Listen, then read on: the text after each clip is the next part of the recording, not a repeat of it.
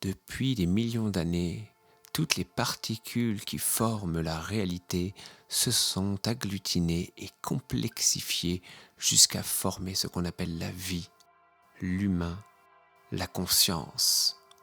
Et l'humain a suivi son chemin propre.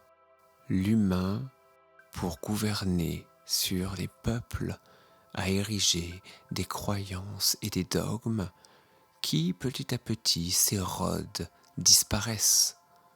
Mais il en reste encore beaucoup trop pour que l'humain fasse famille. Par exemple, on ne remet plus en question que la Terre n'est pas le centre de l'univers, mais il y a quelques siècles, c'était impossible. Quels sont les dogmes qui persistent de nos jours et que nous pourrions questionner afin de vivre ensemble sur cette planète que nous aimons tant? Sur cette planète, les humains aiment parler de la biodiversité. Cela signifie que tous les éléments naturels qui existent ont une fonction particulière et ensemble, elles forment un tout harmonieux. Et ce tout conserve un équilibre sensible qui lui permet d'exister. Les feuilles qui tombent et pourrissent sur le sol n'ont pas la même fonction que le pistil des fleurs. Le ver de terre n'a pas la même fonction que le renard. Le nuage n'a pas la même fonction que l'éclair. Et la proie n'a pas la même fonction que le prédateur. Bien que les humains puissent voir ces éléments séparément, il semble qu'ils aient, ensemble, constitué un tout auquel nous faisons partie. Au sein de cette nature, il y a l'humain, et chez l'humain aussi, il y a différents fonctionnements. Il semble qu'il y ait, dans l'humanité, toujours une majorité de personnes qui aient du plaisir à faire juste comme les autres. Si leur entourage fume des cigarettes ou porte des Nike, ils feront pareil. Et si leur entourage décide de suivre un dictateur totalitaire, ils le suivront aussi sans trop se poser de questions. Si leur entourage fait des blagues sexistes, ils le feront aussi.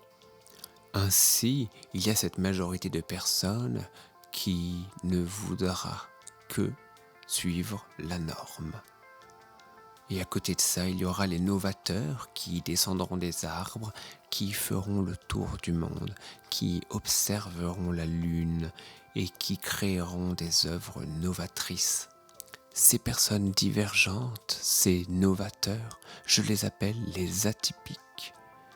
Là où les personnes neurotypiques ont un tel plaisir à suivre des règles sociales complexes et parfois absurdes, les personnes neuroatypiques, elles, n'ont pas ce plaisir.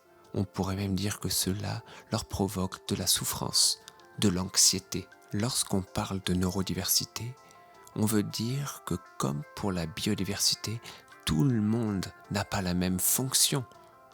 Ainsi, ceux qui aiment faire comme tout le monde ont leur place, et ceux qui n'aiment pas faire comme tout le monde ont aussi leur place.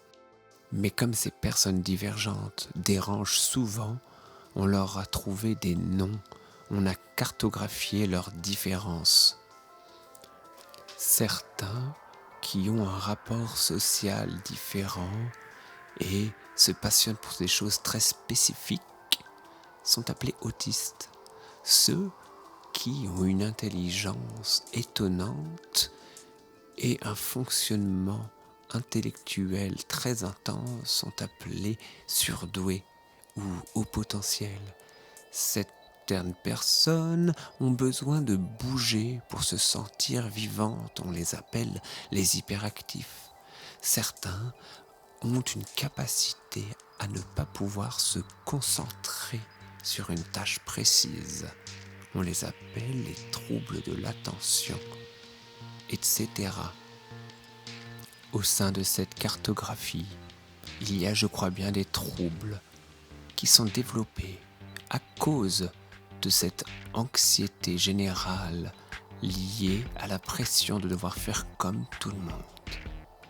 Mais je dois reconnaître que ma manière de voir et d'habiter le monde ne correspond pas à celle de la majorité. J'en conclus que nous avons bien un câblage différent.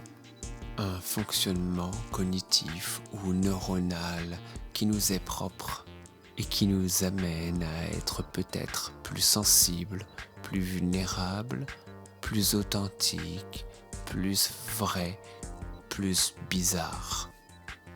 Et comme la biodiversité ne garde son équilibre qu'en présence de tous ces éléments, je crois que la grande famille humaine n'est en harmonie que si elle peut accepter toutes les personnes qui ont un fonctionnement différent et qui peuvent apporter leur contribution